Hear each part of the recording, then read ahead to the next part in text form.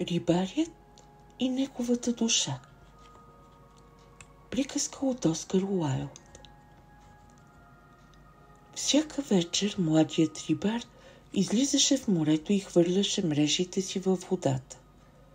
Когато вятърът духаше откъм сушата, той не хващаше нищо или хващаше съвсем малко, защото това бе остър вятър, вятър с черни крила и бурни вълни се издигаха насреща му. Но когато вятърът духаше към брега, рибата излизаше от дълбините, хващаше се в мрежите му и той я занасяше на пазара и я продаваше.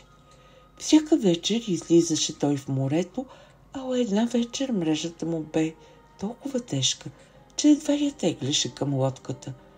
И той се засмя и си каза: сигурно съм хванал всичката риба от морето или съм впримчил някое грозно чудовище, което ще бъде за чудо и приказ сред хората. Или някой страшен звяр, който кралицата ще поиска да вземе. И рибарят напъна всички сили, затегли грубите въжета, додето дългите вени по ръцете му се издуха като черти от син емайл върху бронзова ваза. Той теглеше тънките въжета и все по-близо и по-близо идваше кръгът от плоските коркове и най-сетне мрежата се повдигна на повърхността. Но това, което беше вътре, съвсем не беше риба, а само заспала малка русалка. Косата й бе като мокро златно руно, а всеки отделен косъм като тънка златна нишка в стъклена чаша. Снагата й бе като бяла слонова кост, а опашката от сребро и бисер. От сребро и бисер беше опашката й и зелени морски водорасли се увихваха около нея. И подобни на морски ръковини бяха ушите й, а устните като корал. Студените вълни заливаха студените й гърди и сол блестеше по клепките. Тъй прекрасна беше тя, че когато я видя, младият рибар се изпълни с почуда, протегна ръка да притегли мрежата по-близо до себе си, наведе се през борда и я стисна в прегръдките си. И когато я докосна, тя извика като подплашена чайка и се събуди. И гледа го ужасена с люляково аметистовите си очи и се помъчи да се изтръгне. Но той я държеше здраво притисната до себе си и не я оставяше да си отиде. Моля ти се, пусни ме, защото аз съм единствената дъщеря на морския цар, а баща ми е стар и самотен. Но младият рибар отговори: няма да те пусна, докато не ми обещаеш, че щом те повикам, ще идваш и ще ми пееш. Рибите обичат да слушат песните на морските хора. И така мрежите ми ще бъдат пълни. Даваш ли ми дума, че ще ме пуснеш, ако ти го обещая? Възкликна русалката. Давам ти дума, че ще те пусна, отговори младият рибар.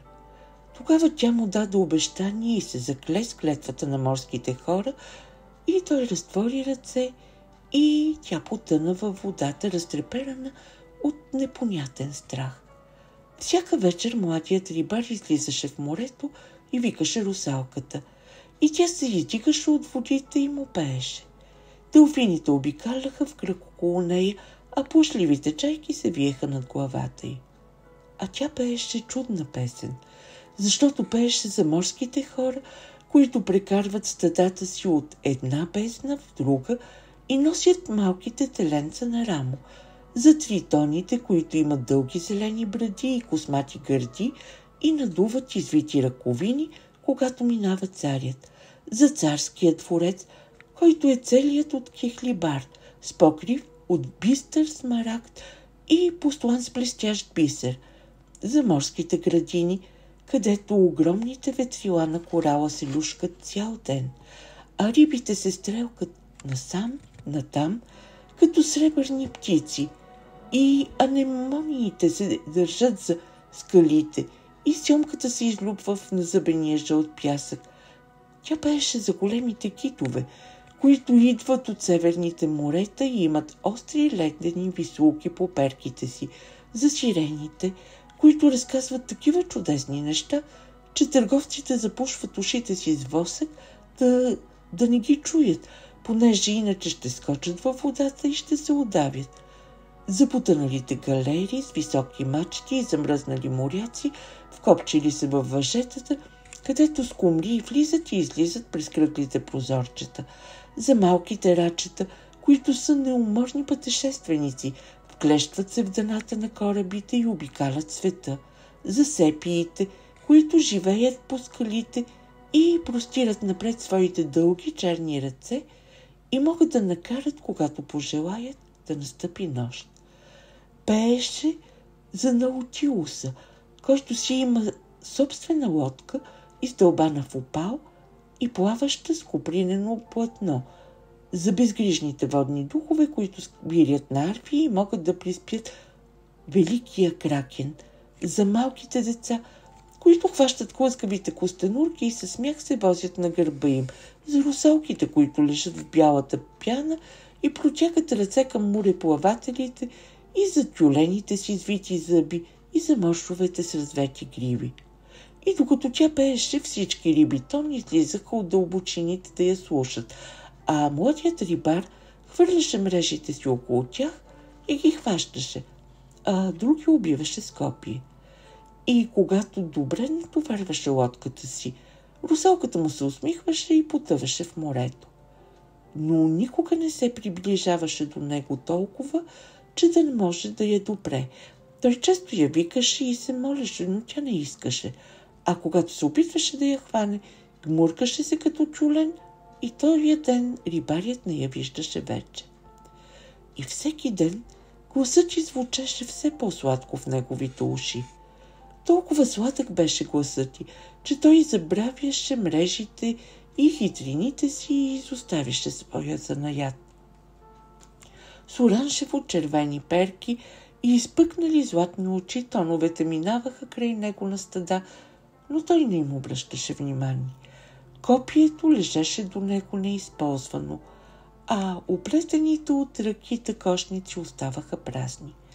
С притворени уста и очи, замъглени от почуда, той седеше неподвижен в лодката и слушаше, докато морските мъгли плъзнаха около него и блуждаещата луна посребреше кафявите му ръце. И една вечер я извика и рече: Малка русалки, аз те обичам. Вземи ме за мъж, защото те обичам. Но русалката поклати глава. Ти имаш човешка душа, отговори тя. Само ако пропъдиш душата си, бих могла да те залюбя. И младият рибар си каза: за какво ми е моята душа? Не мога да я видя, не мога да я докосна, не я познавам. Разбира се, че ще я пропъдя и ще живея много радости. И вик на щастие се изтръгна от устните му. Той се изправи в шарената си лодка и протегна ръце към русалката. Аз ще пропъдя душата си, извика той, и ти ще станеш моя жена, а аз ще стана твой мъж и в дълбините на морето ще живеем заедно.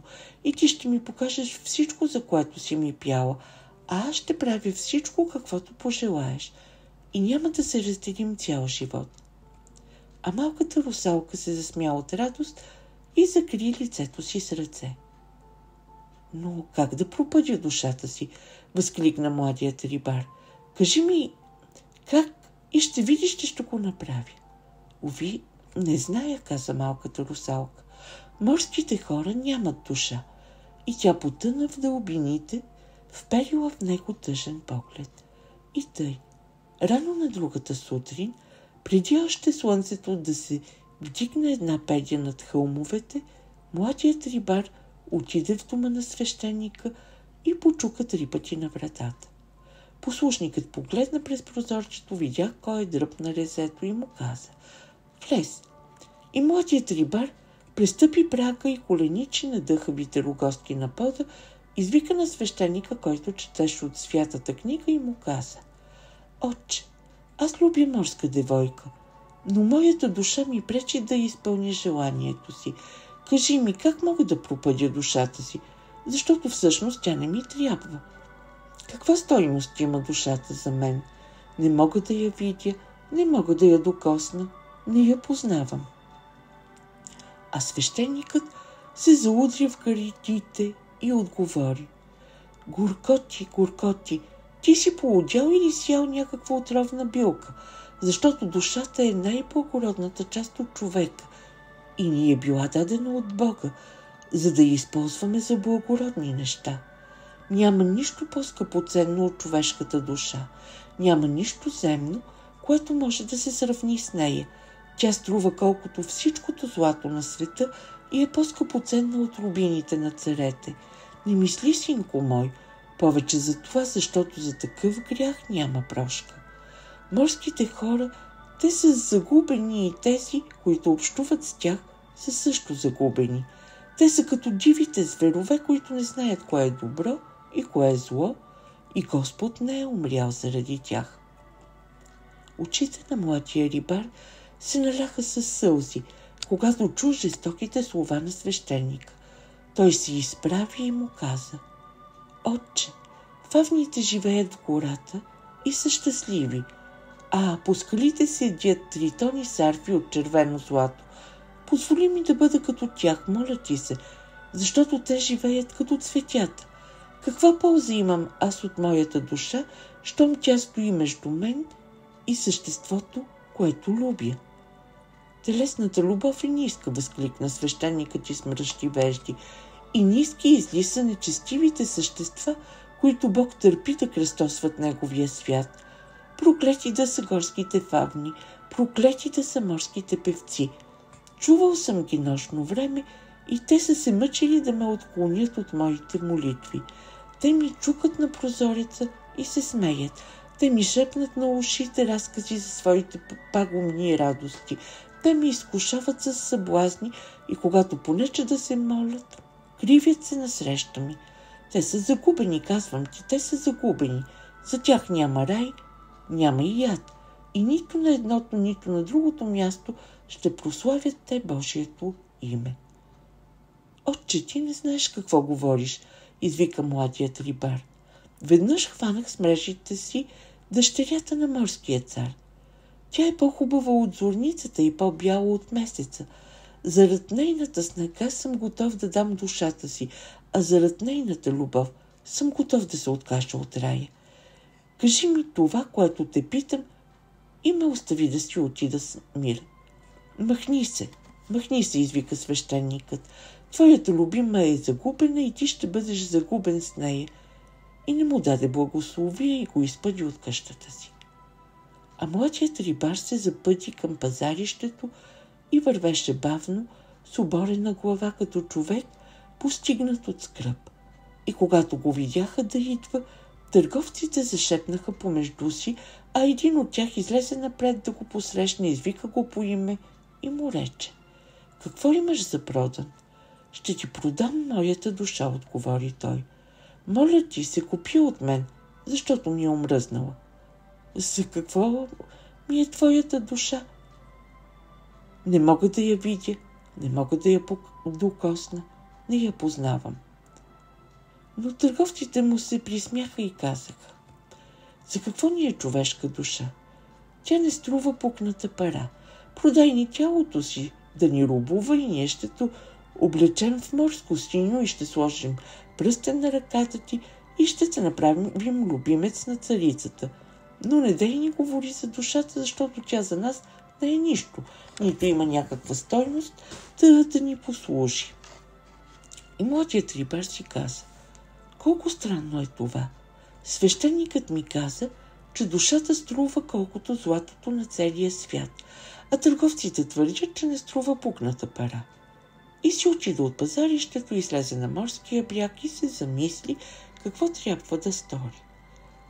И попладне си спомни, че един от другарите му, който беше билкар, му беше разправил за млада магьосница. Тя живеела в пещера на самия нос на залива и била много изкусна в магиите си. И той тръгна дичешком, толкова голямо бе нетърпението му да се отърве от душата си. И облак прах се вдигаше по диремо, както се носеше по прибрежния пясък. Посърбеше на дланта си, младата магьосница разбра за идването му и се засмя. И разпусна червените си коси. С червени коси, паднали върху раменете й, стоеше тя пред входа на пещерата и в ръце държеше разцъфнала клонка див бучиниш. Какво ти трябва? Какво ти трябва? Завика тя, когато той се зададе запъхтян по стръмнината и се преклони пред нея. Риба за мрежата ти при насрещен вятър, аз имам тръстикова свирчица и щом я надуя, бърбуните влизат в залива. Но тя има цена, хубав момко, тя има цена. Какво ти трябва? Какво ти трябва? Буря, която да разбие корабите и да изхвърли съндъци с богати съкровища на брега. На мен са подвластни повече бури, отколкото на вятъра, защото аз служа на тоя, който е по-силен от вятъра. И с едно сито и кофа вода мога да изпратя големите галери на морското дъно. Но аз имам цена, хубав момко. Аз имам цена. Какво ти трябва? Какво ти трябва? Аз познавам едно цвете, което расте в долината, никой не го знае, освен мен. Той има пурпурни листа и звезда в сърцето си, а сокът му е бял като мляко. Допреш ли с това цвете коравите устни на царицата, тя ще те последва на край света. От ложето на царя ще стане тя и ще те последва на край света. И той има цена, хубав момко, и той има цена. Какво ти трябва? Какво ти трябва? Аз мога да счукам жаба в хабан и да направя от нея отвара и да разбъркам отварата с мъртвешка ръка.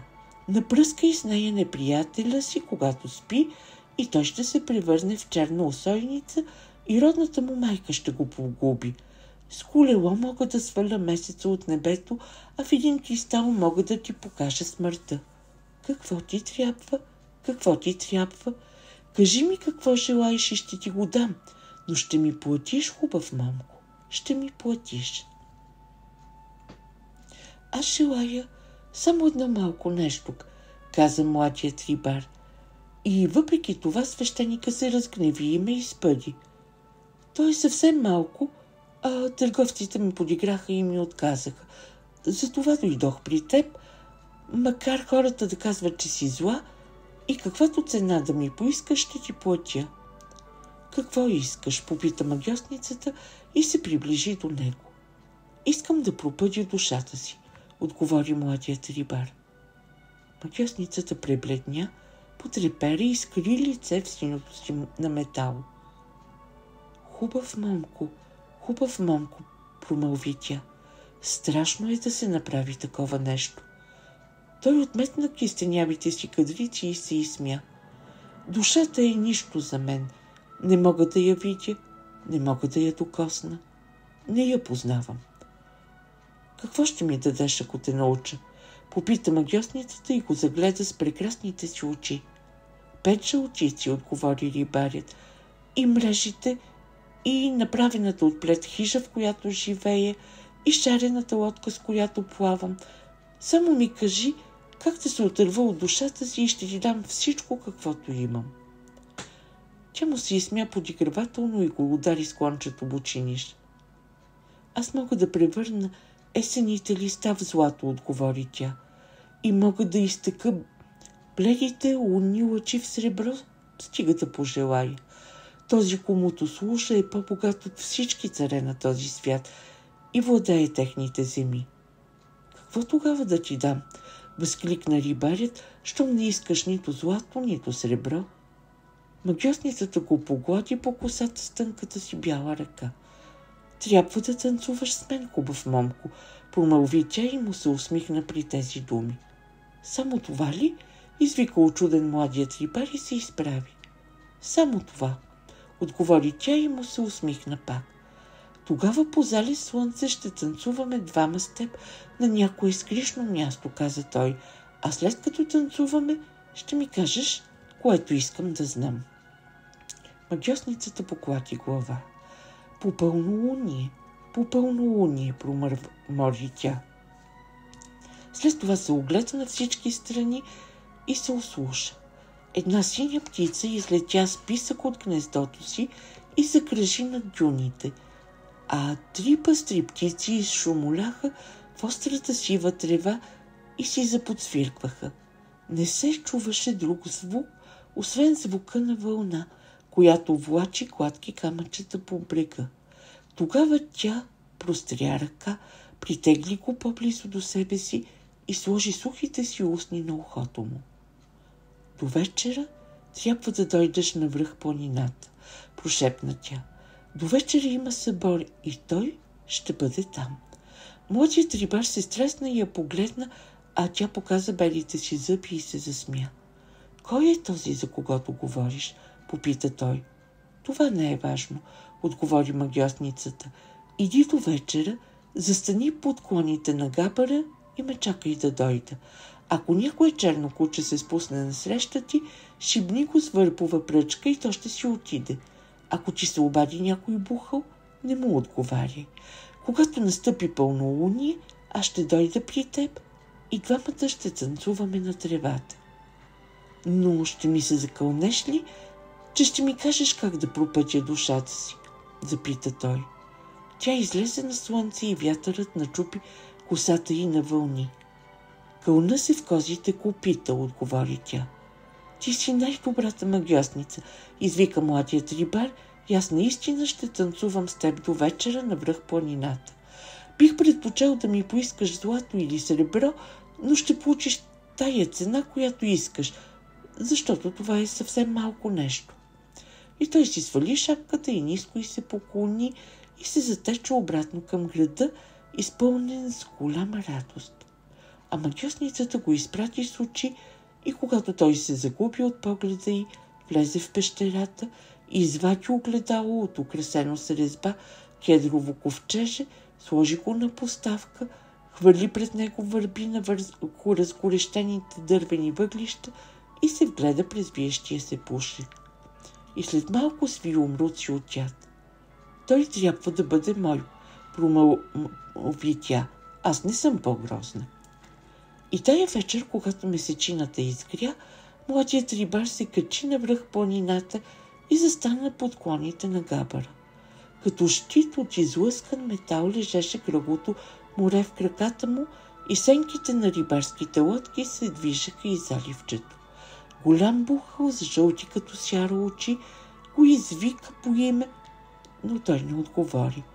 Черно куче се спусна насреща му и заръмжа, той го удари с върбова пръчка и то се скимтя и избяга. В полунощ магьосниците започнаха да долитат по въздуха като прилепи. Фу, викаха те и кацаха на земята. Има някой, когато не познаваме. И душеха насам-натам и бъбриха една с друга и правеха знаци. Последно дойде младата магьосница с червената коса, развята по въздуха. Беше облечена с рокля от златоткан плат, извезан с паунови очи, а на главата си имаше малка шапчица от зелено кадифе. Къде е той? Къде е той? Развикаха се магьосниците, когато я видяха, но тя само се изсмя и изтича при габъра, хвана рибаря за ръка, изведе го на лунна светлина и затанцува. Двамата се въртяха и младата магьосница скачаше толкова високо, че рибарят виждаше червените токчета на обувките й. Сетне точно срещу танцуващите, долетя тропотът на препускащ кон, но никакъв кон не се виждаше и рибарят се изплаши. По-бързо, извика магьосницата, обви с ръце шията му и дъхът й пар на лицето му. По-бързо, извика тя и земята сякаш се завъртя под краката му. Умът му се помъти, обзе го ужас, сякаш го наблюдаваше някакво зловещо същество и най-после си даде сметка, че в сянката на една скала имаше фигура, която по-рано не бе видял. Беше мъж, облечен с дрехи от черно катифе с испанска кройка.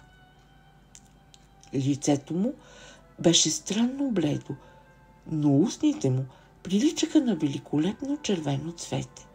Изглеждаше уморен, стоеше облегнат назад и с равнодушен вид играеше с дръжката на камата си. На тревата до него лежеше украсена с пера шапка и чифт дълги ръкавици с позлатени връзки на китките и извезени с чудновати плетеници от ситен бисер. Къса наметка, обточена с самурени коши, висеше на рамото му, а изящните бели ръце бяха отрупани с пръстени. Над очите му се спускаха натежели клепачи. Младият рибар го загледа като скован от вълшебство. Най-после очите им се срещнаха и където и да танцуваше, все му се струваше, че погледът на този мъж е впит в него. Той чу магиосницата да се смее, хвана я през кръста и лудо я завъртя в кръг. Изведнъж куче залая в кората, танцуващите спряха и двама по двама се заредиха да коленичат и да целуват ръцете на мъжа. Докато правиха това, лека усмивка извиваше гордите му устни, както крилата на птица докосват водата и я карат да се смее. Но в усмивката имаше надменност. Той все поглеждаше към младия рибар. Ела да се поклоним, прошепна магиосницата и той закопня да направи това, за което тя настояваше и я последва. Но когато се доближи, без да знае защо, направи кръстен знак на гърдите си и извика Божието име. И тогава магиосниците се разпискаха като ястреби и отлетяха, а мъртвешки бледото лице, което го бе наблюдавало, се разкриви от пристъпна болка. Мъжът отиде до една горичка и свири. Нискорасло конче със сребърни тъкъми изтича насреща му. Той скочи на седлото, обърна се и тъжно погледа на младият рибар. А червенокосата магиосница също се опита да й отлети, но рибарят я хвана за китките и здраво я стисна. Пусни ме, извика тя, и ме остави да си отида, защото ти назова онова, което не биваше да назовеш, и направи знака, който не може да се гледа. Не, отговори той, няма да те пусна, докато не ми кажеш тайната. Каква тайна, попита магиосницата. Тя се боричкаше с него като дива котка и хапеше покритите си с пяна устни. Ти знаеш, отговори той. Тревисто-зелените й очи се замъглиха от сълзи и тя каза на рибаря. Искай от мен всичко друго, но не и това. Той си изсмя и я стисна още по-здраво. И когато видя, че не може да се освободи, тя му прошепна.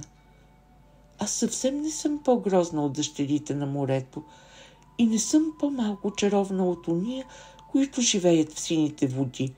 И се попритисна до него и доближи лицето неговото.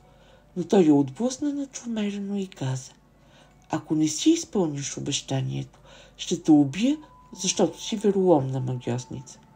Тя посивя като цветен на дивия, рушков и потрепери. Тъй да бъде, промърмори. Душата си е твоя, а не моя. Прави с нея каквото искаш. И извади от колана си едно ножче с дръжка от кожа на зелена усойница и му го даде. За какво ми е то, попита я той очудено. Тя помълча няколко мига и ужас се изписа на лицето й. После отметна назад косата от челото си и със странна усмивка му рече: това, което хората наричат сянка на тялото, не е сянка на тялото, а е тялото на душата. Застани на морския бряг с гръб към месечината и отрежи в краката си сянката, която е тяло на душата ти. Заповядай на душата да те напусне и тя ще го направи. Младият рибар се разтрепери. Вярно ли е това? Помълви той. Вярно е, но бих искала да не ти го казвам. Извика тя и с ридание се притисна до краката му. Той отстрани от себе си и я отстави в буйната трева. Отиде до ръба на склона, затъкна ножа в колана си и заслиза надолу. А душата му, която беше в него, се обади и рече: слушай, живяла с теб толкова години и съм била твой слуга. Не ме пропъждай сега. Ма съм ти сторила някакво зло. А младият рибар се изсмя. Не си ми сторила никакво зло, но нямам нужда от теб, отговори той. Светът е широк, освен него има и рай, и яд, и той е здрачен дом между тях. Върви където щеш и не дай ме тревожи, защото моята любов ме зове. И душата му се замоли жаловито, но той не й обръщаше внимание и скачаше от скала на скала, бързоног като дива коза. Най-после стигна равнището на жълтия морски бряг. С бронзови ръце и нозе Строен като гръцка статуя, той застана на пясъка с гръб към месечината и от пяната се подадоха бели ръце, които го викаха, а от вълните се издигнаха неясни образи и го приветстваха. Пред него лежеше сянката му, която беше тялото на неговата душа, а зад него месечината висеше във въздуха с цвета на пчелен мед. И душата му каза: щом наистина трябва да ме пропъдиш от себе си, не ме отпращай без сърце. Светът е жесток. Дай ми твоето сърце да го отнеса със себе си. Той поклати глава и се усмихна. Аз какво ще любя, моята любима, ако ти дам сърцето си, възкликна той. Бъди милостив, каза душата. Дай ми сърцето си, защото светът е много жесток и мене ме е страх. Моето сърце принадлежи на моята любима, отговори той. Затова не се бави, ами си върви. Не бива ли и аз да любя? Попита душата. Върви си, защото нямам нужда от теб, извика младият рибар, извади нощчето с дръжката от кожа на зелена усойница и отряза сянката пред краката си. Тя се вдигна, застана пред него и го изгледа и беше същата като самия него. Той се отдръпна, затъкна ножа в колана си и усети, че го обзема страхопочитание. Върви си, промърмори той, и не ми се мярка и повече пред очите. Не, ние трябва да се срещнем пак, каза душата. Гласът ти бе нисък, подобен на флейта, а устните й почти не мърдаха, когато говореше. Как ще се срещнем? Възкликна младият рибар. Да не ме последваш в морските дълбини? Веднъж в годината ще идвам на това място и ще те викам, каза душата. Може случайно да ти дотрябвам. За какво ли ще ми дотрябваш, извика младият рибар. Но да бъде както искаш. И се хвърли във водата, и тритоните надуха роговете си, и малката русалка се вдигна да го посрещне, обви ръце около шията му и го целуна по устата. А душата стоеше на безлюдния бряг и ги гледаше. И когато те потънаха в морето, тръгна да си върви разплакана през блатата. След като измина една година, душата дойде на морския бряг и повика младия рибар, и той се вдигнал от дълбините и рече: защо ме викаш? А душата отговори: ела по-близо, за да поговоря с теб, защото видях чудни неща. Тогава той дойде по-близо, излегна се в плечината, сложи глава на ръката си и се заслуша. А душата му каза: когато те напуснах, аз обърнах лице на изток и тръгнах на път. От изток идва всичко, което е мъдро. 6 дена пътувах и в утрото на 7-я ден стигнах до планина, която е в страната на татарите. Седнах в сянката на един тамариск, за да се запази от слънцето. Земята беше суха и изпечена от зной. Хората пъплиха насам-натам по равнината като мухи, плъзнали по дискот и слъска на мед. Стана пладне и облак червен прах се вдигна в ниския край на земята. Татарите го видяха, опънаха шарените си лъкове, скочиха върху дребните си коне и препуснаха да го посрещнат. Жените избягаха с писъци в каруците и се скриха зад плъстените завеси. Поздрач татарите се върнаха, но 5 от тях липсваха, а и сред тия, които се завърнаха, мнозина бяха ранени. Те впрегнаха конете си в колите и побързаха да се отдалечат. 3 чакала излязоха от една пещера и ги изпратиха с поглед.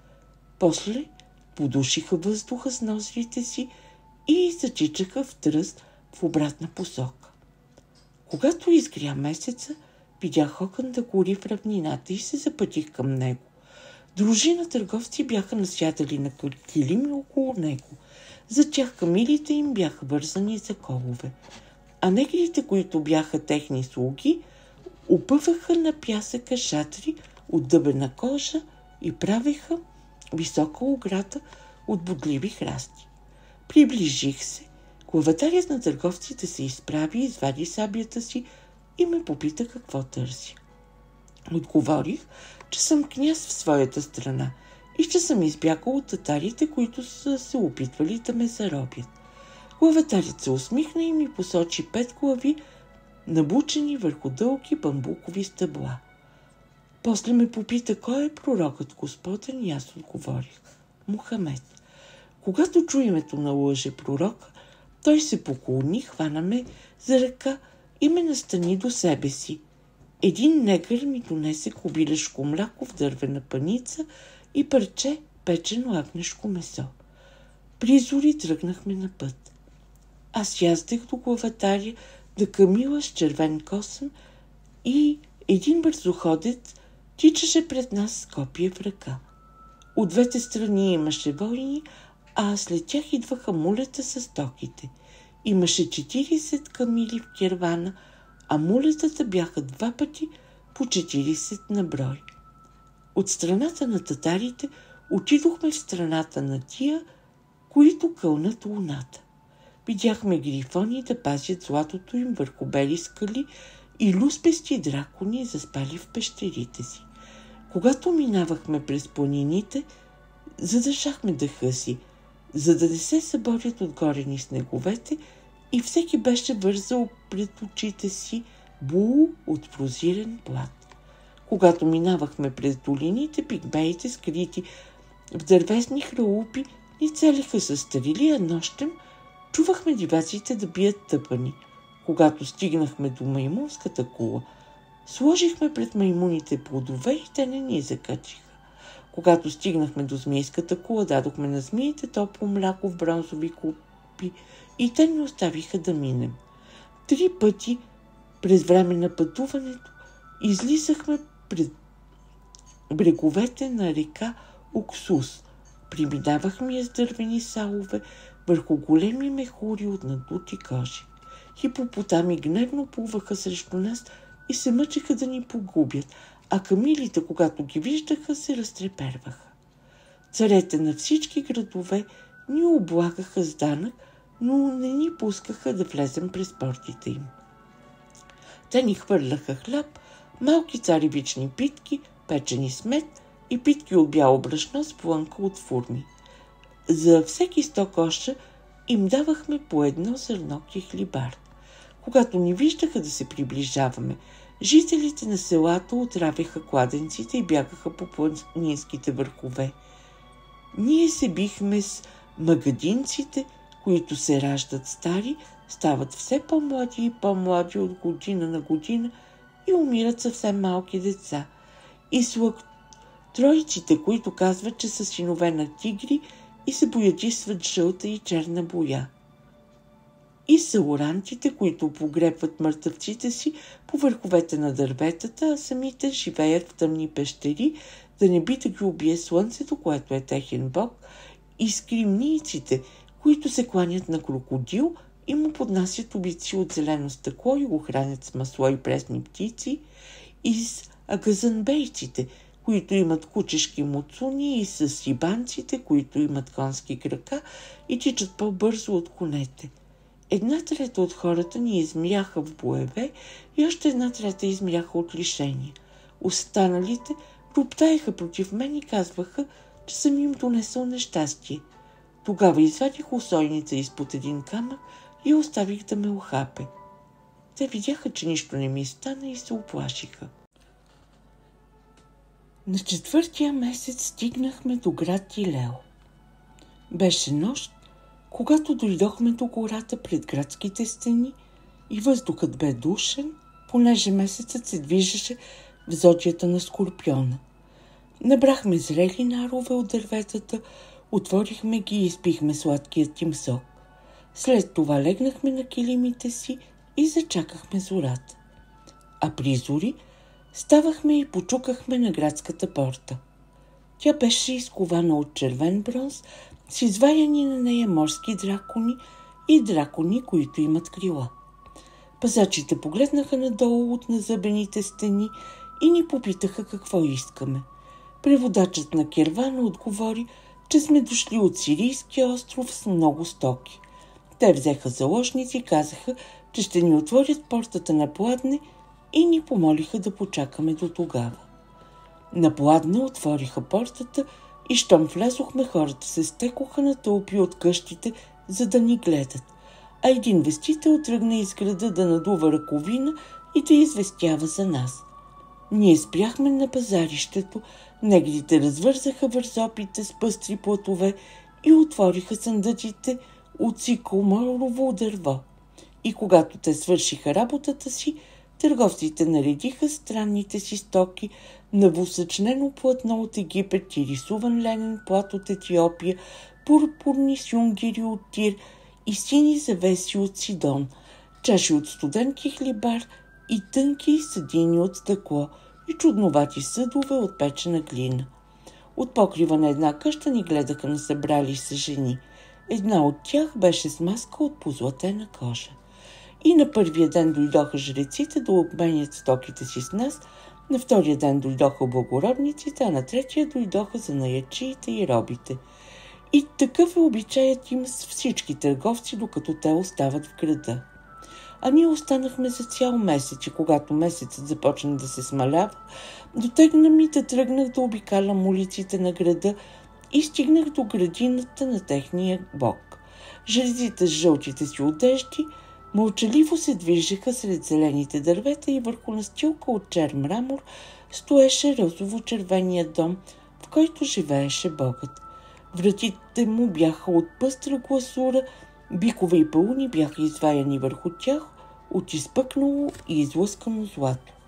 Киремидите на покрива бяха от морско-зелен порцелан, а по издадените стрехи висяха звънчета. Когато прилитаха край тях, белите гълъби закачаха звънчетата с криле и те звъняха. Пред храма имаше бистър водоем, послан с пъстър оникс. Аз легнах до него и докоснах с бледите си пръсти широките листа. Един от жреците се приближи и застана зад мен. Беше обут със сандали, единият от мека змийска кожа, а другият от птичи пера. На главата си носеше митра от черна плъст, украсена със сребърни полумесеци, 7 жълти нишки бяха втекани в одеждата му, а къдравата му коса бе боядисана с антимон. След малко той ми заговори и ме попита какво желая. Казах му, че желая да видя Бога. Богът е на лов, рече жрецът и ме изгледа странно с косите си очички. Кажи ми в коя гора е да отида при него, отговорих аз. Той го оправи с дългите си островърхи ногти, меките резни на туниката си. Богът спи, промърмори той. Кажи ми на коя ложа е да отида да бдя над него, отговорих аз. Богът е на пир, изкрещя той. Ако виното е сладко, ще пия с него. Ако е горчиво, пак ще пия с него, бе моят отговор. Той очудено наведе глава, хвана ме за ръка, вдигна ме и ме въведе в храма. И в първата стая видях идол. Седнал на трон от яспис, седри редки бисери по ръбовете. Беше изрязан от абанос и имаше човешки ръст. На челото му блестеше рубин, от косите гъсто масло капеше по бедрата. Нозете му бяха червени от кръвта на прясно заклано яре, а кръстът му беше препасан с меден пояс, украсен с 7 перила. И аз попитах жреца, това ли е Богът? А той ми отговори, това е Богът. Покажи ми Бога, извиках, или ще те убия. И допрях ръката му и тя изсъхна. А жрецът ми се замоли и рече, нека господарят изцели своя слуга и ще му покажа Бога. Тогава дъхнах с моя дъх ръката и тя оздравя пак, а той се разтрепери и ме въведе във втора стая. И там видях идол, изправен върху лотос и нефрит, накичен с грамадни смарагди. Идолът беше изрязан от слонова кост и ръстът му беше 2 пъти по-голям от човешки. На челото му имаше хоризонти, а гърдите му бяха намазани с миро и канела. В едната си ръка държеше извит скиптър от нефрит, а в другата кръгъл кристал. Беше с бронзови бутуши, а дебелият му врат беше стегнат с нанис от лунни камъни. И аз попитах жрецът, това ли е Богът? А той ми отговори, това е Богът. Покажи ми Бога, извиках, или наистина ще те убия. И допрях очите му и те ослепяха. А жрецът ме замоли и рече: нека господарят изцели своя слуга и ще му покажа Бога. Тогава дъхнах с моя дъх очите и зрението се възвърна и той се разтрепера отново и ме въведе в трета стая. И какво да видя? Там нямаше нито идол, нито друго изображение, а само едно кръгло метално огледало, сложено на каменен олтар. И аз попитах жреца: къде е Богът? А той ми отговори: няма друг Бог, освен огледалото, което виждаш, защото то е огледалото на мъдростта. То отразява всичко съществуващо под небето и на земята, освен лицето на тоя, който гледа в него. Неговото лице то не отразява, за да може тоя, който гледа в него, да бъде мъдър. Има много други огледала, но те са огледала на мнението. Само това е огледалото на мъдростта. И тези, които притежават това огледало, знаят всичко и за тях нищо не остава скрито. А тези, които не го притежават, нямат мъдрост. Затова той е Богът и ние се кланяме на него. И аз погледнах в огледалото и всичко беше както ми каза жрецът. И аз направих нещо странно, но това, което направих сега, няма значение. Важното е, че в една долина, само на един ден път от тук, аз скрих огледалото на мъдростта. Ти само ми позволи да вляза отново в теб и да бъда твой слуга и ще бъдеш по-мъдър от всички мъдреци и мъдростта ще принадлежи на теб. Позволи ми да вляза в теб и ще бъдеш най-мъдрият човек. Но младият римар се изсмя. Любовта е по-хубава от мъдростта, извика той. А малката русалка ме люби. Не е така. Няма нищо по-хубаво от мъдростта, каза душата. Любовта е по-хубава, отвърна младият рибар и се хвърли в дълбините, а душата тръгна да си върви, разплакана пред платата. И след като изтече втората година, душата слезе на морския бряг и повика младия рибар, и той се вдигна от дълбините и попита: защо ми викаш? А душата отговори: ела по-близо, да поговоря с теб, защото аз видях чудни неща.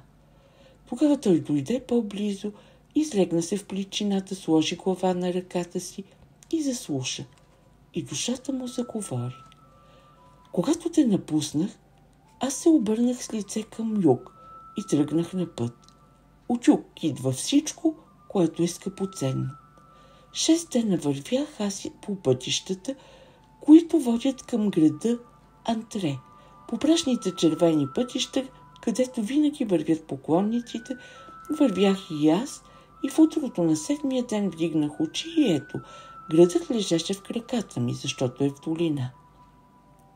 9 порти водят в втория град и пред всяка порта стои бронзов кон, който цвили, когато бедуините идват от планините. Стените са облицовани с мед, а стражевите кули във стените са покрити с пиринч. На всяка кула стои стрелец с лък в ръката. При изгрев слънце той удря със стрела един гонг, а при залез слънце изсвирва с рог. Когато понечих да вляза, стражите ме спряха и ме попитаха кой съм. Отговорих, че съм дервиш и че отивам към Мека, където върху зелено обуло Коранът бил извесен със сребърни букви от ръцете на ангели. Те се изпълниха с почуда и ме помолиха да вляза. Вътре градът е също като тържище. Непременно трябваше да бъдеш с мен. Пъстри книжни фенери пърхат като големи пеперуди из тесните улички. Когато вятърът духне над покривите, те се издигат и снижават като цветни водни мехури. Търговците седят на копринени килими пред своите дюкянчета. Те имат прави черни брати, а чалмите им са обсипани с златни люспици и дълги проеници от кихлибар и покрити с резба костюлки от праскови се плъскат между студените им пръсти. Някои от тях продават кълбан и нарт и редки парфюми от островите в Индийско море и гъсто масло от червени рози, и миро, и малки изрязани като нокът карамфилчета. Ако спреш да им заговориш, те хвърлят няколко щипки тъмян в мангал с дървени въглища, за да освежат въздуха. Видях един сириец, който държеше пръчица, подобна на тръстика. Сиви нишки от пушек се бяха проточили от нея и уханието й, както гореше, бе ухание на розовите бадеми на пролет. Други продават сребърни гривни за ръце, украсени целите с млечно-сини тюркоази, и гривни за глезените от пиринчена тел с висящи ситни бисери и обковани с злато, тигърски зъби и зъби на тая златна котка, наречена леопард, също обковани с злато, и обици от проубити изумруди и пръстени, изрязани от нефрит, учените долита звук на китара и пушачи на опиум с бели усмихнати лица поглеждат минувачите. Истина ти казвам, трябваше да бъдеш с мен. Продавачи на вино си пробиват път в навалицата с големи черни мехове на гърба си. Повечето продават вино от Шираз, сладко като мед. Те го поднасят в малки металически чашки и посипват отгоре с листенца от рози. На пазара стоят търговци, които предлагат какви ли не плодове. Зрели смокини с умекнало червено месо, пъпеши с миризма на мускус и жълти като топаз цитрони, райски ябълки и чепки бяло грозде, кръгли, червено-златисти портокали и продълговати лимони от зелено злато. Веднъж видях да минава слон. Хоботът му беше боядисан с цинобър и индийски шафран, а на ушите си имаше мрежа от багрена копринена връв. Той се спря срещу една сергия и започна да яде портокали, а търговецът само се смееше. Не можеш да си представиш колко странни са тия хора. Когато се радват, отиват при търговците на птици, купуват си затворена в клетка птица и я пускат на свобода, да радостта им да бъде още по-голяма. А когато скърбят, шибат се страни, да скръбта им да не се оталожи. Една вечер срещнах няколко негри, които носеха паланкин през тържището. Той беше направен от позлатен бамбук, а прътите бяха лакирани в червено и усеяни с пиринчени палуни. На прозорците имаше муселинени пердета, извезани с крила от бръмбари и с скъпи бисерчета, и когато минаваше край мен, бледолика черкеска надзърна оттам и ми се усмихна. Аз тръгнах подир нея, а негрите ускориха стъпките си и се начумериха. Но за мен това нямаше значение. Чувствах, че ме обзема голямо любопитство. Най-после те спряха пред четвъртите бяла къща. Тя беше без прозорци и имаше само една малка врата като на гробница. Негрите сложиха долу паланкина и почукаха 3 пъти с медно чукче. Един арменец с кафтан от зелена кожа надникна през вратичката и като го видя, отвори и посла килим на земята и жената слезе. На слизане тя се обърна и пак ми се усмихна. Никога не бях виждал толкова бледо лице. Месечината се вдигна, върнах се на същото място и потърсих къщата, но вече я нямаше там. Когато видях това, разбрах коя е била жената и защо ми се беше усмихнала. Наистина трябваше да бъдеш с мен. На празника на новолунието младият император излезе от двореца си и отиде в джамията да се моли. Косата и брадата му бяха боядисани с розови листа, а бузите му бяха напудрени с ситен златен прах. Дланите на ръцете и на стъпалата на краката му бяха жълти като шафран. При изгрев слънце той излезе от двореца с одежда от сребро и при залез слънце се върна обратно с одежда от злато. Хората се хвърляха на земята и закриваха лицата си, но аз не пожелах да го направя. Аз стоях до сергията на един продавач на форми и чаках. Императорът ме видя, навъси боядисаните си вежди и спря. Аз стоях, без да се помръдна, и не се преклоних. Хората се чудеха на моята дързост и ме съветваха да бягам от града. Аз не им обърнах внимание, Отидох и седнах при търговците на чуждоземски идоли, които са мразени заради занаята си. Разправих им какво съм направил и всеки от тях ми подари по един идол и ме помоли да си отида. Същата нощ бях легнал на възглавница в чайната на Гранатовата улица и телохранителите на императора дойдоха и ме поведоха към двореца. Когато влизах, те затваряха всяка врата подире ми и слагаха вериги през нея. Вътре имаше голям двор с аркади от всички страни. Стените бяха от бял алабастър, тук-там с сини и зелени плочи. Стълбовете бяха от зелен мрамор, а настилката от мрамор с цвета на цъфнали праскови. Никога не бях виждал подобна гледка. Когато прекусявах двора, две забулени жени погледнаха надолу от чердака и ме прокълнаха. Телохранителите бързаха нататък и задния край на копията им кънтеше по излъскания пот. Те отвориха порта, изрязана от слонова кост, и аз се намерих в градина с 7 тераси. Тя беше засадена с лалета, хризантеми и алоe, обсипано с сребърни цветчета. Като тънка кристална тръстика в здрачния въздух висеше водоскок. Кипарисите приличаха на изгорели факли, на един от тях пееше Славей. В дъното на градината имаше малка беседка. Доближихме се и двама евнуси излязоха оттам да ни посрещнат. Тлъстите им снаги се поклащаха при ходенето, те ме изгледаха любопитно изпод жълтите си клепачи. Единият дръпна на страна началника на телохранителите и тихо му зашепна. Другият продължи да дъвче парфюмирани хапчета, които вадеше с превзето движение от овална кутийка, емайлирана в люлеков цвят. След няколко мига началникът на телохранителите освободи войниците. Те се върнаха в двореца, а евнусите бавно ги последваха и по пътя си беряха сладки черници от дърветата. Веднъж по-възрастният от двамата се обърна и ми се усмихна с зловеща усмивка. Тогава началникът на телохранителите ме покани със знак да вляза в беседката. Аз продължих, без да се разтреперя, дръпнах настрани тежката завеса и влязох. Младият император лежеше изтегнал се върху диван от боядисани лъвски кожи и на краката му бе кацнал голям северен сокол. Зад него стоеше нубиец с пиринчен шлем, гол до кръста и с тежки обици в цепнатите си уши. На една маса до дивана беше сложен грамаден стоманен ятаган.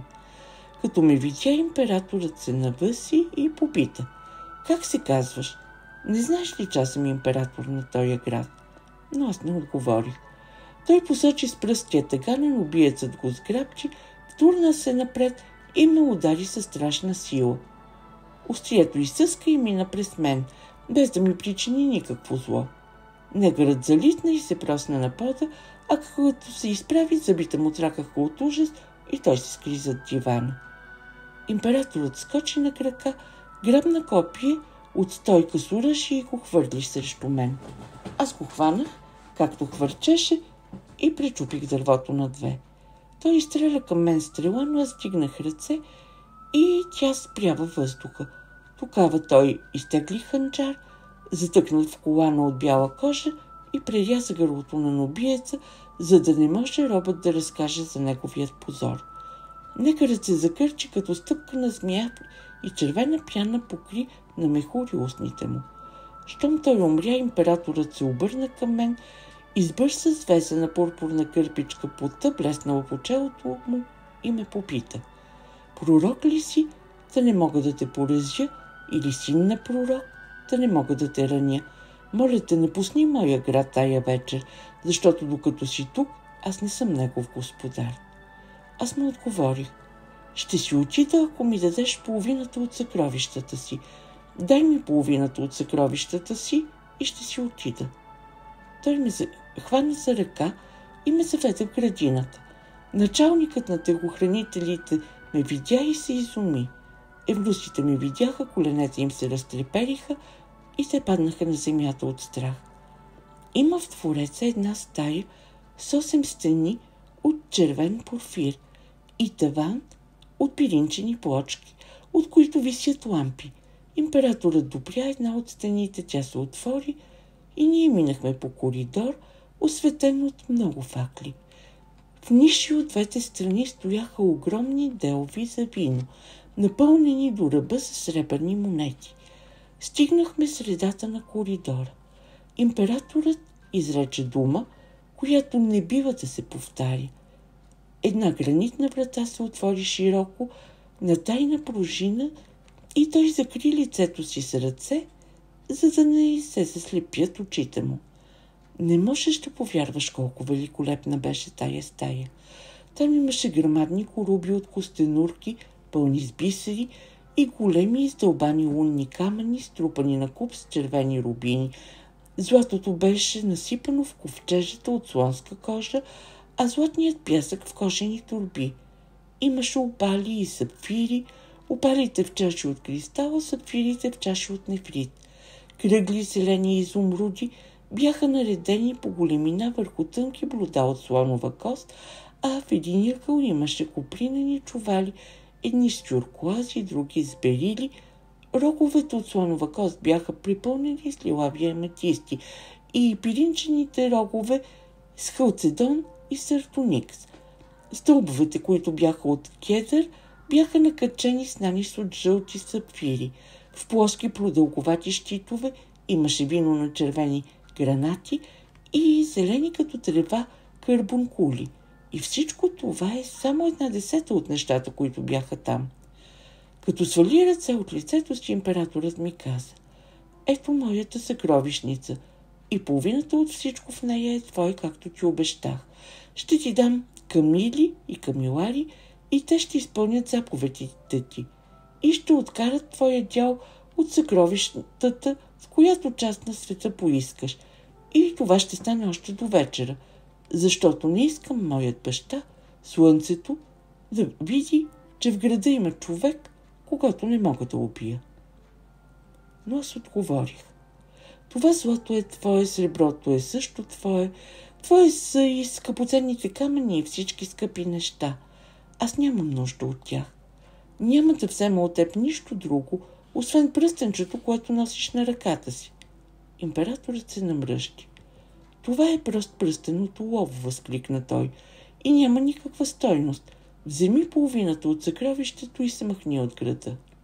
Не, отговорих аз. Няма да взема нищо, освен този оловен пръстен, защото знам какво е написано от вътрешната му страна и за какво служи.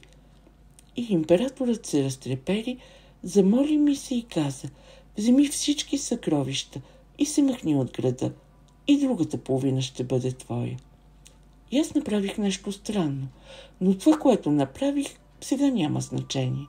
Важното е, че в една пещера само на един ден път от тук съм скрил пръстена на богатството. Той е само на един ден път от тук и се чака да дойдеш. Човекът, който има този пръстен, е по-богат от всички царе на света. Затова ела и го вземи, и богатствата на целия свят ще бъдат твои. Но младият рибар се изсмя. Любовта е по-хубава от богатството, възкликна той. А малката русалка ме люби. Не, няма нищо по-хубаво от богатството, каза душата. Любовта е по-хубава, отговори младият рибар и се хвърли в дълбините, а душата тръгна да си върви, разплакана през блатата. И след като изтече 3-та година, душата дойде на брега и повика младия рибар, и той се издигна от дълбините и попита: защо ме викаш? А душата отговори: ела по-наблизо, за да поговоря с теб, защото видях чудни неща. Тогава той дойде по-близо, излегна се в пличината, облегна глава на ръката си и заслуша. А душата каза: зная един град, където има хан край реката. Седях там с моряци, които пиеха 2 различни по цвят вина и ядяха хляб, направен от ечемик, и дребни солени рибки, поднасени с дафинов лист и оцет. И както седяхме и се веселяхме, влезе при нас един старец, който носеше кожено килимче и лутня, на която имаше 2 рокчета от кехлибар. И когато посла килимчето на пода, прекара перце по металните струни на лутнята и едно момиче с забулено лице дотича вътре и затанцува пред нас. Сбу от прозирен плат бе забулено лицето му, а краката му бяха боси. Краката му бяха боси и се движеха по килима като бели гълъбчета. Никога не съм виждал нищо по-чудесно, а градът, в който то танцува, е само на един ден път от тук. И когато чу думите на душата си, младият рибар се сети, че малката русалка няма крака и не може да танцува. И силен купнеж го обзе и си каза: той е само на един ден път и аз мога да се върна при любимата си. И се засмя, изправи се в плитката вода и закрачи към брега. А когато излезе на сухото, той се засмя отново и отвори прегръдки за душата си. И от душата му се изтръгна вик на голяма радост. Тя изтича насреща му и влезе в него. И младият рибар видя, проточила се на пясъка пред него, тая сянка на тялото, която е тялото на душата. И неговата душа му рече: да не се бавим, ами да се махаме от тука, защото морските божества са ревниви и имат чудовища, които изпълняват заповедите им. Така те забързаха и цялата нощ пътуваха по месечина.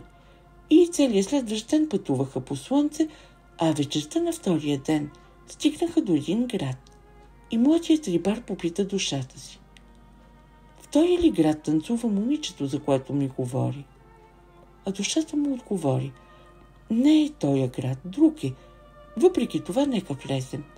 Така те влязоха и тръгнаха из улиците, и когато минаваха по чашията на златарите, младият рибар видя хубава сребърна чаша, изложена на една сергия. И душата му рече: вземи тая сребърна чаша и я скрий. Тогава той взе чашата и я скри в хънките на металото си, и те побързаха да излязат от града. Но щом се отдалечиха от града, младият рибар се навъси, захвърли чашата и запита душата си: защо ми каза да взема тая чаша и да я скрия? Нали това беше лоша постъпка? А душата му отговори: успокой се, успокой се. И вечерта на втория ден стигнаха до друг град. И младият рибар попита душата: в този ли град танцува момичето, за което ми говори? А душата му отговори: не е той, друг е. Въпреки това, нека влезем. Така те влязоха и тръгнаха из улиците, и когато минаваха по чаршията на търговците на сандали, младият рибар видя дете, застанало до делва с вода. И душата му каза: набий това дете. Тогава той би детето, докато то се разплака, а после те побързаха да излязат от града. Но щом се отдалечиха от града, младия рибар се разгневи и запита душата си: защо ми каза да набия детето? Нали това беше лоша постъпка? А душата му отговори: успокой се, успокой се. И вечерта на третия ден стигнаха до един град. И младият рибар запита душата си: в този ли град танцува момичето, за което ми говори? А душата му отговори: може да е този град, затова нека влезем. Така те влязоха и тръгнаха из улиците, но младият рибар никъде не можа да намери реката, нито ухана край нея, а хората от града го поглеждаха с любопитство. И той се уплаши и каза на душата си: да си вървим, защото тая, която танцува с белите си крака, не е тук. А душата отговори: не, нека поостанем. Нощта е тъмна и ще има разбойници по пътя. Тогава той седна на пазарището да си почине и след време край него мина търговец с качулка и наметка от татарски плат, който носеше фенер от надупчен рог, сложен на коленчата тръст. И търговецът го попита: защо седиш на пазарището? Не виждаш ли, че дюкяните са затворени, а възлозопите са стегнати? А младият рибар му отговори: не мога да намеря хан в този град, нито имам сродник, който да ме подслони. Не сме ли всички сродници, рече търговецът? Не сме ли всички направени от един бог? Ела с мен, аз имам стая за гости. И младият рибар стана и отида с търговеца в дома му. И след като мина през наровата градина и влезе в къщата, търговецът му донесе розова вода в медна паница, за да си измие ръцете, и зрели дини, за да отложи жаждата си, и сложи пред него купа с ориз и къс печено ярешко месо. После търговецът го заведе в стаята за гости и го покани да си легне и отпочине, а младият рибар му поблагодари и целуна пръстена на ръката му и се изтегна върху килимите от боядисан кози косъм. И като се покри с завивки от черна вълна, заспа. А при часа преди съмване, докато още бе нощ, душата го събуди и му каза: стани и иди в стаята на търговеца, стаята, където спи, и го уби и вземи златото му, защото то ни трябва. И младият рибар стана и се промъкна в стаята на търговеца, и до краката на търговеца лежеше ятаган, а на табла до него имаше 9 кесии със злато.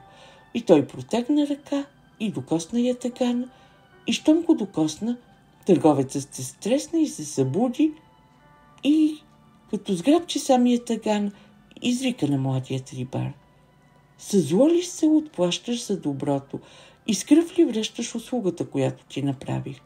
А душата каза на младия рибар: удари го. И той го удари така, че търговецът примиря. Тогава грабна 9 кесии със злато и побърза да избяга през наровата градина и обърна лице към зорницата. Но щом се отдалечиха от града, младият рибар се заблъска в гърдите и рече на своята душа: защо ме накара да убия търговеца и да взема златото? Сега знам, че си лоша. А душата му отговори: успокой се, успокой се. Не, извика младият рибар, не мога да се успокоя, защото всичко, което ме накара да направя, ми е омразно. Ти също си ми омразна и искам да ми кажеш, защо постъпи с мен по този начин. А душата му отговори: когато ме изпрати по света, ти не ми даде сърце. Зато и се научих да върша всичко това и то ми харесва. Какво разправиш? Промърмори младият рибар. Ти го знаеш добре, отговори душата. Ти го знаеш добре. Нима си забравил, че не ми даде сърце. Вярвам, че не си забравил. Затова не се тревожи. Не дай тревожи и мен, а се успокой, защото няма болка, която да не изживееш, нито удоволствие, което да не изпиташ. Но като чу тези думи, младият рибар се разтрепери и каза на душата: не, ти си лоша и ме накара да забравя любимата си, и ме съблазни с съблазни, и ме накара да тръгна по греховен път. А душата му отговори: ти не си забравил, че когато ме изпрати по света, не ми даде сърце. Хайде да отидем в друг град и да се веселим. Имаме 9 кесии с злато. Но младият рибар взе 9 кесии злато и ги захвърли и ги стъпка. Не, извика той, не искам да имам нищо общо с теб, нито искам да ходя с теб някъде. А както те пропъдих преди, така ще те пропъди и сега, защото не си ми сторила нищо добро. И се обърна гърбом към луната и извади нощчето, което имаше дръжка от кожа на зелена усойница, и се опита да отреже от краката си тая сянка на тялото, която е тяло на душата. Но душата не се помръдна от него, нито обърна внимание на заповедта, а му каза: вълшебството, на което те научи магьосницата, няма вече сила. Аз не мога повече да те напусна, нито ти можеш да ме пропъдиш. Веднъж в живота може човек да изпъди душата си, но онзи, който я приеме обратно, трябва да я запази завинаги в себе си. И това е неговото наказание и отплата. И младият рибар пребледня, стисна ръце и възкликна: тя беше вероломна, тая магьосница, щом не ми каза това. Не, възрази душата, тя само е била вярна на Луногова, комуто се клани и комуто ще служи навеки. И когато разбра, че не може вече да се отърве от душата си, че тя е лоша душа и ще остане в него завинаги, той падна на земята и горчиво зарида.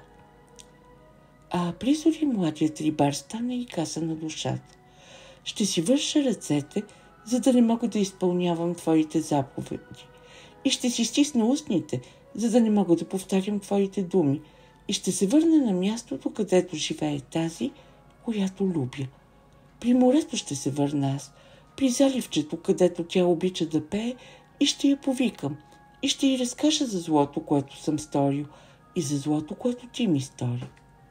А душата все да го съблазнява и каза: коя е твоята любима, та да се върнеш при любимата си?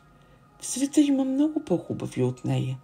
Да речем, танцорките от Самария, които танцуват като всякакви птици и зверове. Краката им са боядисани с кана, в ръцете си държат медни звънчета. Те се смеят, когато танцуват, и смехът им кънти, както смехът на вазата. Ела с мен и ще ти ги покажа. Какво си се закрижил за греховните неща? Не е ли това, което е приятно за ядене, създадено за гладния? Има отрова в това, което е сладко за пиене. Не се тревожи, а ела с мен в друг град. Наблизо знам едно градче, където има градина с божурови дървета. И в тая хубава градина живеят бели пауни и пауни с сини гърди.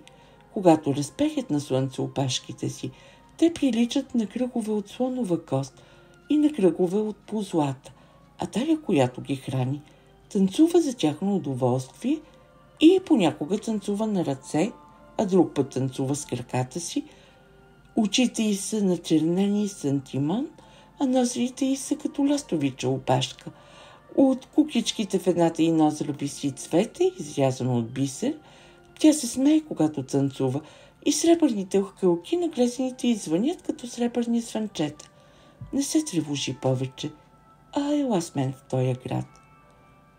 Но младият рибар не отговори на душата си, а затвори устните си с печата на мълчанието и върза ръцете си с здрава връх и се запъти обратно към мястото, откъдето беше дошъл, към заливчето, където неговата любима обичаше да пее. И през цялото време душата го съблазняваше по пътя, но той не й отговаряше, нито се съгласяваше да извърши долните постъпки, към които душата го тласкаше. Толкова голяма беше силата на любовта, която гореше в него.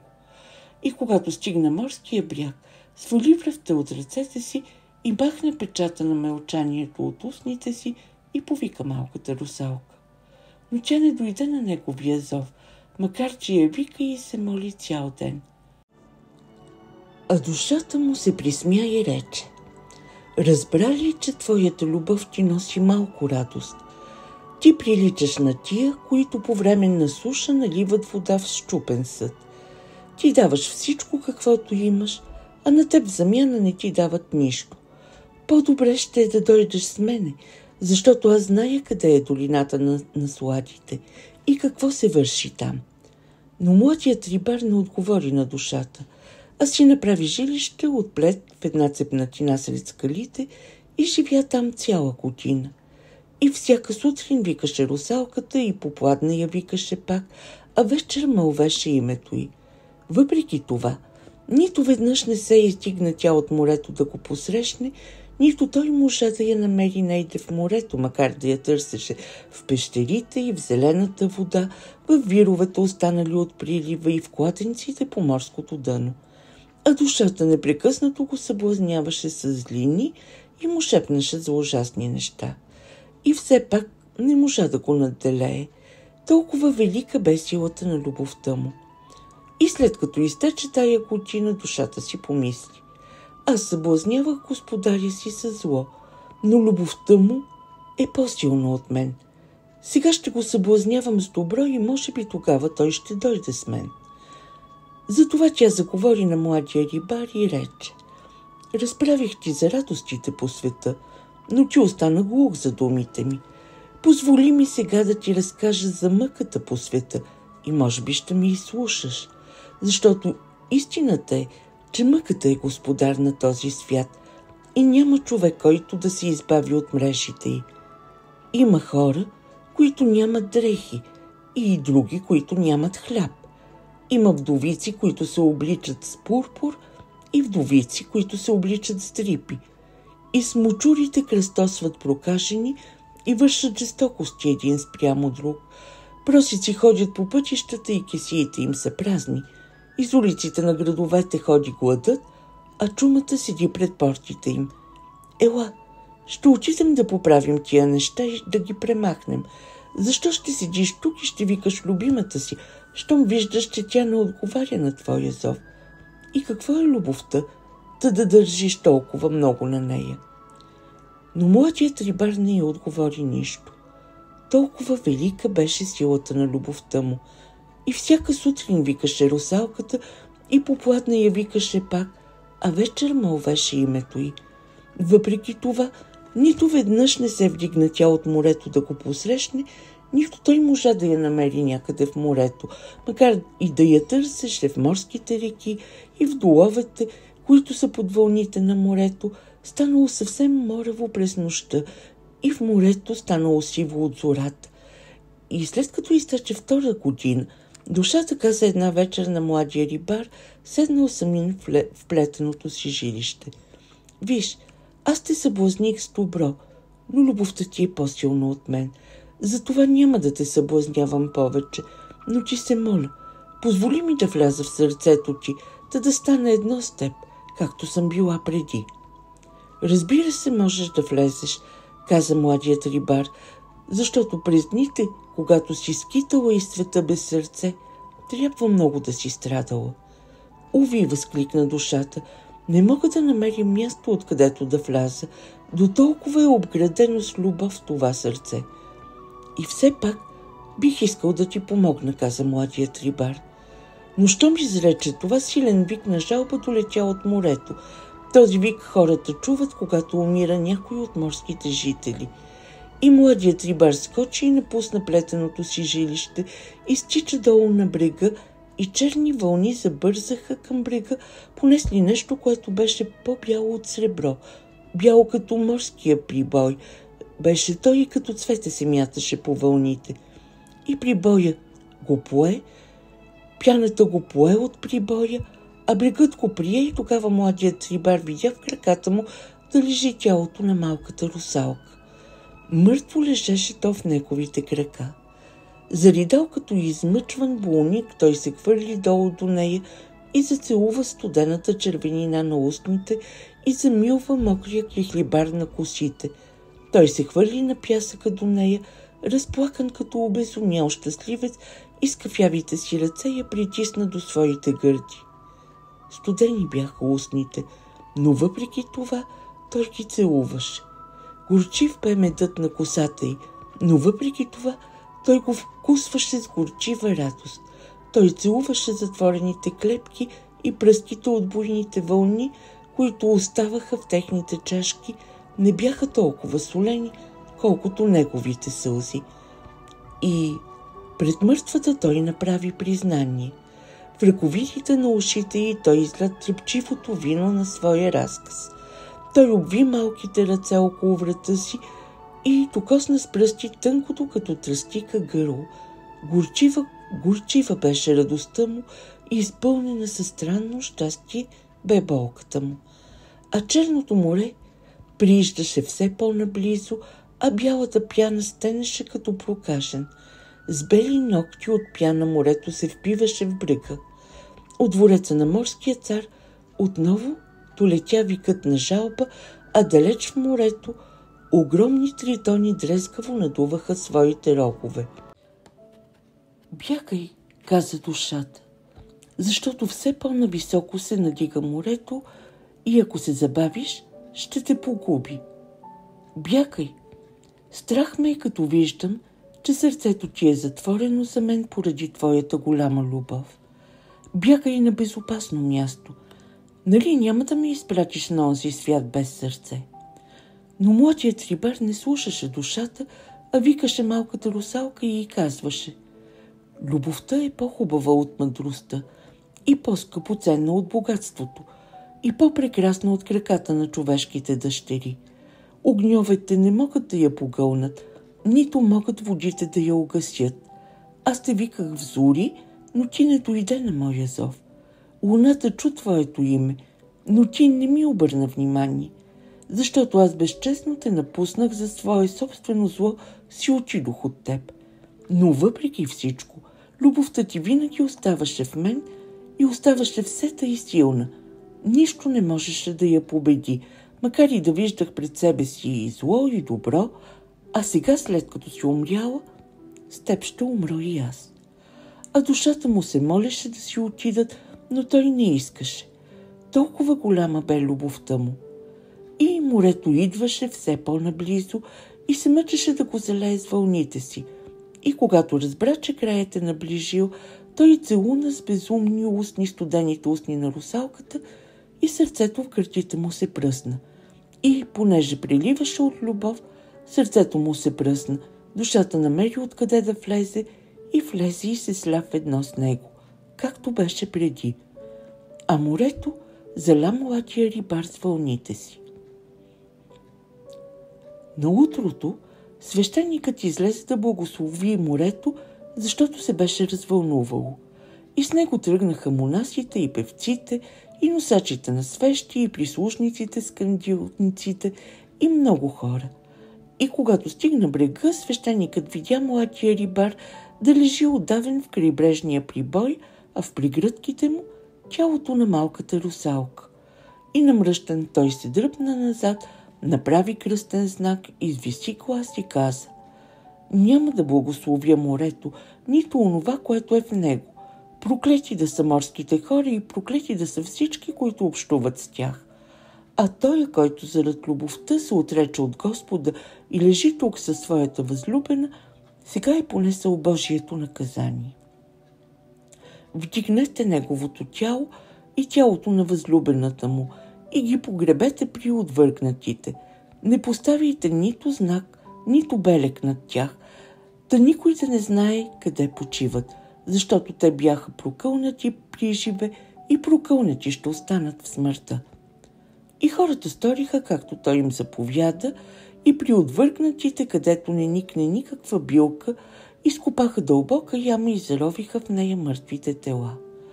И когато изтече 3-та година, един свят ден свещеникът отиде в черквата, за да покаже на хората раните Господни и да им говори за гнева Господен. И когато си облече одеждите и влезе и се поклони пред олтара, видя, че олтарът е покрит с чудновати цветя, каквито не беше виждал преди. Чудновати бяха те наглед и имаха странна хубост, и хубостта им го тревожеше, а дъхът им бе сладък и му беше радостно, а не разбираше защо се радва. И след като отвори дарохранителницата и накади дароносницата и показа светото причастие на хората и го скри пак зад светия покров, заговори на хората и мислеше да им говори за гнева Божий, но красотата на белите цветя го тревожеше, а дъхът им бе сладък и други думи му идваха на устата. И заговори не за гнева Божий, а за Бога, чието име е любов. А защо говореше тъй?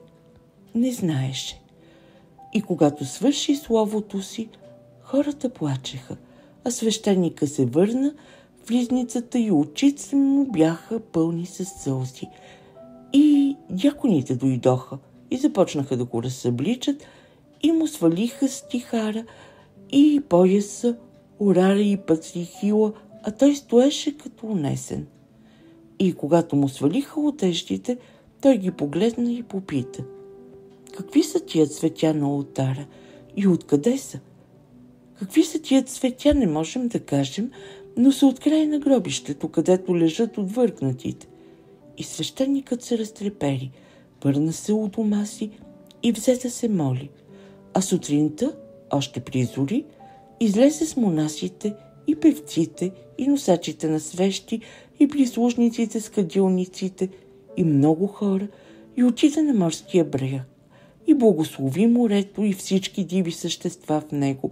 Благослови и фавните и дребните създания, които цънцуват в гората, и създанията с блестящи очи, които надзъртат през листака. Благослови всички твари в Божия свят и хората се изпълниха с радост и почуда. Но въпреки това, в края на гробищата там, където лежат отвъркнатите, никога вече не поникнаха никакви цветя. И земята оставаше безплодна, както и преди. А и морските хора вече не идваха в заливчето, както бяха идвали преди, защото бяха отишли в друга част на морето. Край на приказката.